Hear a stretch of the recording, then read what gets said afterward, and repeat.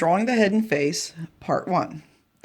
Now that you know how to draw eyes, nose, mouth, it's time to start putting it all together. So what I'm going to show you today is how to do the basic structure of the face. Once we have the basic structure, then you can start putting in the eyes, the nose, and the mouth.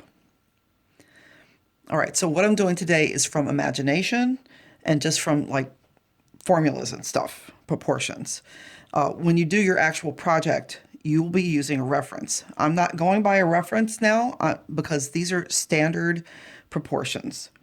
All right, so the first thing you have to do is to draw kind of an egg shape to represent the head.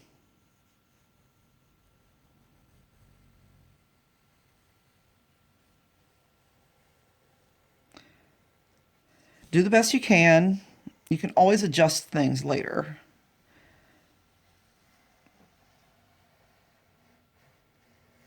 All right. Now, after you do that, you want to divide the face or the head exactly in half vertically. You can use a ruler if you want, but I usually just eyeball it.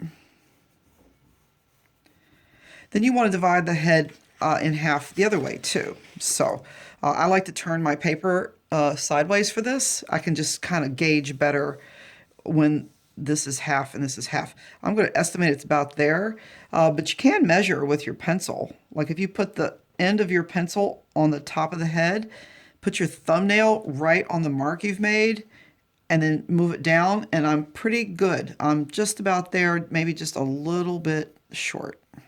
All right. So, and then I'm just going to draw that line that goes straight across. So basically you're dividing the egg or the face or the head into 4 equal parts. Now this is the line that the eyes will go on. We have to figure out where the nose and the mouth are going to go. To put the nose and the mouth in the right place, you have to divide the space between here and the eye line and the chin into thirds.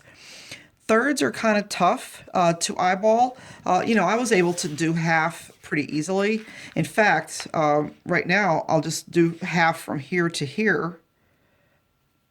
That's easy. Just find half, and then you can easily measure with your pencil. Yep, just about right. And then half again right here. Now that mark is going to be about where the hairline is. Your hair doesn't start growing at the top of the head. It appears to come down about that much. But now about these thirds right here. I find thirds difficult to estimate accurately. So what I usually do is take a piece of scrap paper and I lay it right on the eye line, and then I put a mark where the chin is.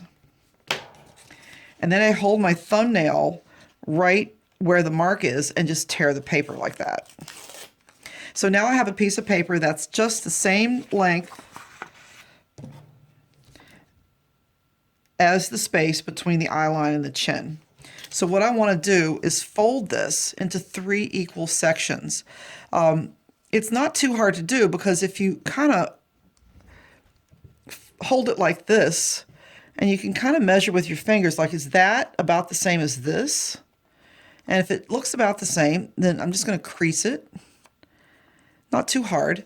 And then I'm going to fold this back and see if it all matches up. So I'm going to match it up to this edge, and it looks pretty good. So I have a lot of practice doing this, so you might have to make some adjustments, but you want to end up with the paper being folded in 3 exactly even parts. If you do make a lot of adjustments, you might want to just mark where the correct folds are, because if you do a lot of adjustments, you'll have lots of folds. So, but once you have it right, just hold it right up to where you measured before and put a little dot there and a little dot there. Now, you probably don't need this again. So now this is where the bottom of the nose will go, and this is where the bottom of the mouth will go. Now we have one more thing to do before we're finished with this structure, and that's marking where all the eyes are going to go, or both eyes. Now, we have to make sure, basically, that there's about, if you measure an eye, it'll about 5 eyes will fit in here. So we have to basically divide this area into 5s. So that's kind of hard. But again, I'm just going to kind of estimate. And then you can take your scrap paper and you can go, okay, if this is the center, I've got an eye there and an eye there. Let's see if that works over here. So I'll just mark that, and you could see, how did I do this? This is the center. So this is an eye, and this is way too large. So I'm going to just adjust this by moving these 2 marks in. And so that's my new eye width. And let's see if I can, okay, that looks about the same. And then do I have enough on the ends? It looks a little small. I can always add a little bit there later. This is kind of a narrow head. I'm not sure. I'm going to leave it for now, but make sure you have at least 1 eye length between the 2 eyes, and then you obviously have some space left here because your eyes don't go all the way to the side of your head. So that's the basic proportions of the head. And next video I'll show you how to put the eyes, nose, mouth, and hair in.